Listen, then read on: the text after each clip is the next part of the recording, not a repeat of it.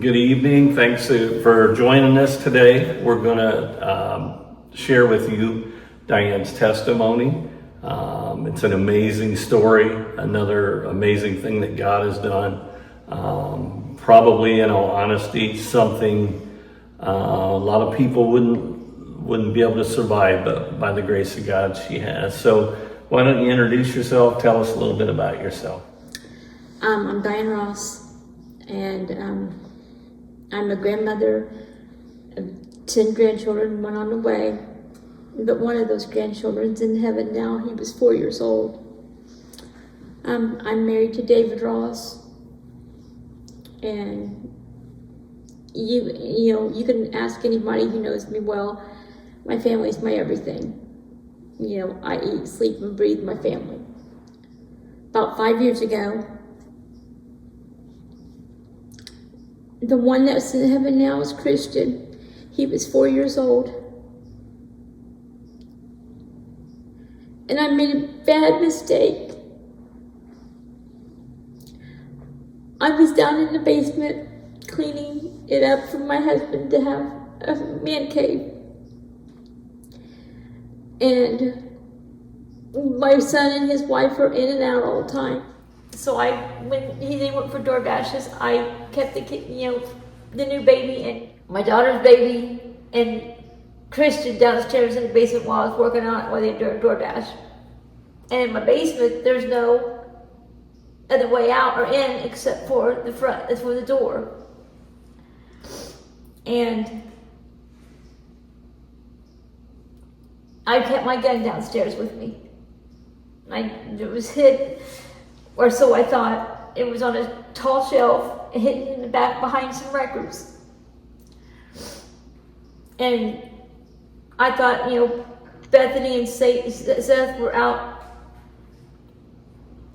on a DoorDash, and I had gone over I checked on that Christian at that time. He was over at the other side of the basement drawing. I still have the pictures he drew to this day. And when I went over to turn the laundry over from the washer to the dryer, I heard a loud pop. And I hollered up at Seth because he hadn't left yet. And I told him, I thought he was letting off fireworks because that's what he did the day before. And I told him to quit it. And he said, stand up at the top of the stairs. What was that? That wasn't me. And I turned around. And Christian was laying there on the floor. In that short time, he found my gun.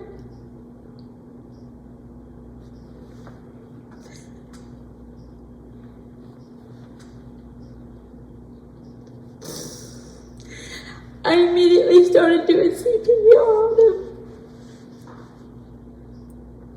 But it wasn't working.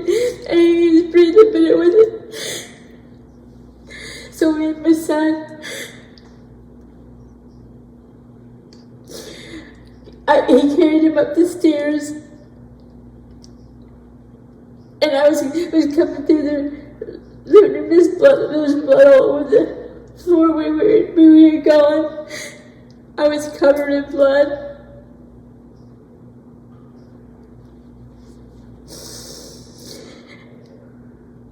And we drove to the hospital. We could get there faster than any ambulance could have got there. We had him there before, in 3 minutes. We could get there a lot faster than the ambulance could have gotten to us.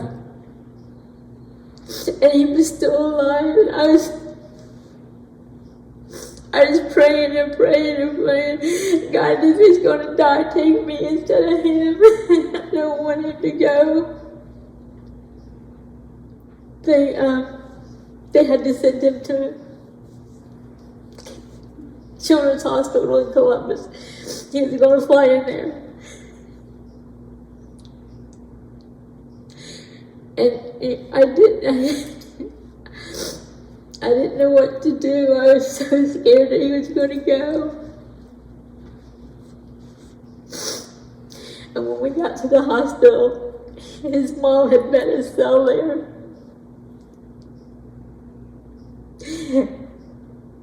and she had to tell them to let him go.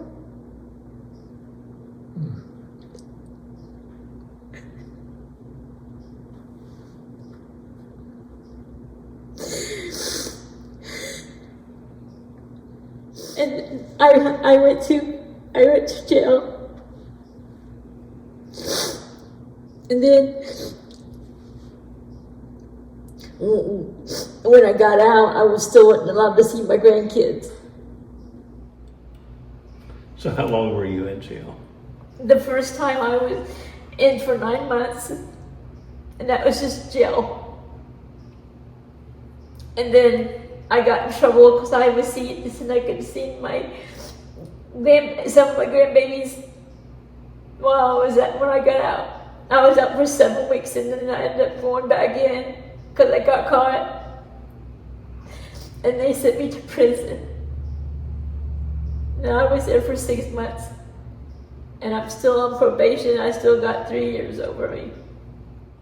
So let me ask you, Diane. So I'll back up, give a little history. So I knew you briefly, like from 1981, 82. I had just started to church here. And you were our youth leader at the time. And then your family had come. And then I don't know if you guys moved, I can't remember. Moved to Kentucky. You moved to Kentucky and stuff. So you came back here about how long ago? 2017. Okay. So then you got reattached to the church again and things. But tell me, so you've recently, and when I say recently, it's probably been a few months now. Yeah. But you got back in church, you got things worked out with the Lord. And you've been through this horrific ordeal that honestly, you're probably one of the strongest women I know. And then you rededicated to the Lord and you're making it, but then you go to this, woman's retreat or revival? What was the? My best friend,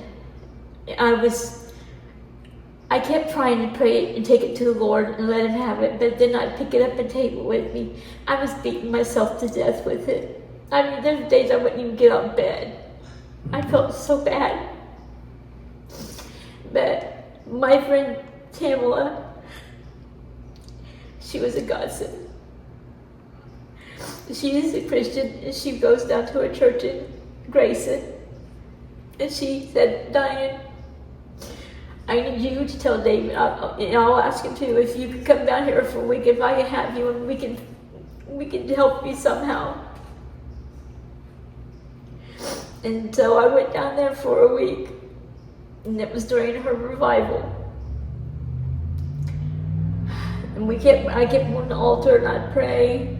I'd say, I want to cry happy tears for once. You have to say, cry over something happy that's happened. I'm tired. I am so tired of crying sad tears.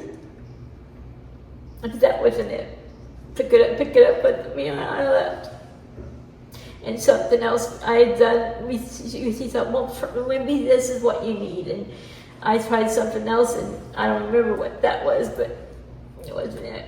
And we were sitting in her house before we was going to the last day of revival. Or no, the day before the last day. And I was sitting on the couch there, our chairs there, and she goes, Diane, I wish I just knew what I could say to make this feelings go away. And I said, you don't understand. Part of my soul left me when Christian went to heaven. And all I want to do is be with him. She says, that's it. That's exactly it. I'm like, what? We'll pray for it when we get to church. And I started praying. Then she whispered, she goes, pray for your soul to heal. For him to heal your soul.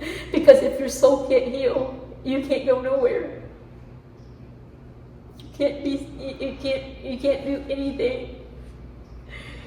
And so I started praying, and I was praying. And I was praying. And Tamala, she was praying behind me. And the devil was coming in, choking her up, but she couldn't cough or pray and stuff like that, trying to make her words weak. And then her daughter-in-law, Liv, noticed what was going on. And she went around her and prayed on her and touched her and said, please leave her, get her, get what she needs, Lord, help her talk to me and through God. And as soon as she done that, Tamala let loose, I let loose, and I felt the Holy Spirit, and I've been going strong ever since. Now, I still have bad days once in a while where we all do. I just miss him. Sure. But what he's done for me, only God could have done. Nobody else could have ever done that. Everybody told me how it'll be okay with time. Well, it was 4 years at that time, and nothing was getting better. Now, I just patiently wait until I can see him again. Yeah, and I will say from being in church services with you, a noticeable difference after you came back from that week with your friend, what God had done for you, and popping up, testifying, jumping, hollering for the Lord. There's an experience that you had that only God can do for you. Okay, let me tell you this. At one time, we was jumping so much, and I was praising him for everything he did. And later on, after it was over, I looked at Tamala and I said, "Why was everybody jumping?" I mean, that whole church felt like it was like we were in a bouncy gym, And she says, "That wasn't us, baby. That was you and God. That was you and God." So talk to me. I'm going to talk about something that nobody hardly ever talks about. But we as Christians need to talk about this. During those years, during this time that you were suffering, and I know still suffering through this, but God was trying to heal you. You was trying to be healed and struggling to get there. Talk to me about the battlefield of the mind. Talk to me about what was going on, what the devil was saying to you, what you had to fight off daily. Things like my grandson hated me. I'd have nightmares. I'd have horrible nightmares. And one of them was where I was looking through our window of our house, and there was Christian outside playing. And I go, "Look, everybody, Christian's home, Christian's home." And we all ran outside to hug him, was playing with him. I was tossing him in the air, we was just all playing with him. And I picked him up and carried him. And we was walking down the street or something. And we was walking, he was getting littler. And one of the grandbabies looked at me, "Grammy, he's blue. And I went to my knees and him on my arms, and when I went to my knees, we were in the casket. That was the first dream I had. But now, the other night, I had a dream of him. And again, we were playing with him and stuff like that, and I started crying, looking at it and saying how I wish he would get bigger. And it's like he was alive, but he's only going to stay that size from here on out. And I started crying, and he goes, "No, Grammy, I'm breathing. Can't you see I'm breathing?" And I knew that was him saying he's okay. He's in heaven, he's with Jesus. And everything is good. So it's quite a battle. To be honest with you, a lot of people wouldn't be able to make it through that. I don't wish it didn't. But by the grace of God By the grace of God. and His mercy, and He knows exactly what we need, when we need it, and how we need it. And He purposed in time that He would send you there for that week, for that revival, so that He could there deliver you. Yeah. It's an amazing God we serve. So let me ask you, is there anything that you want to say to the audience that you could tell them that maybe would help them? Everybody has a different struggle, we understand that, but what words of encouragement would you have for them that might help get them through? All I can say is turn it over to God and pray, because He is the only one that can get you through all of this. And He will do everything He can for you, because that's what He does. And I thank Him every day, even through my bad days still. I thank Him every day for doing what He's done. Okay, well, again, this is Diane. She's here at Marion Enterprise Baptist Church at 130 Orton Street. We encourage you, if you're looking for a home church, come and join us. Maybe you'll get to hear Diane's testimony again live in church. Maybe you'll get to spend a little time shouting with her and rejoicing with her. But thank you for watching. Thank you for listening. Hopefully you found encouragement in this very strong woman's testimony. God bless you. Go ahead. I have one more thing to say. I never got to apologize to his mommy.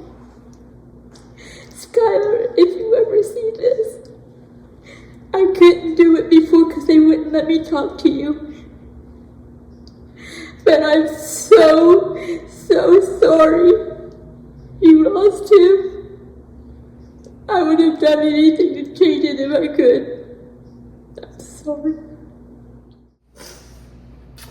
All right. God bless you. Thank you for watching.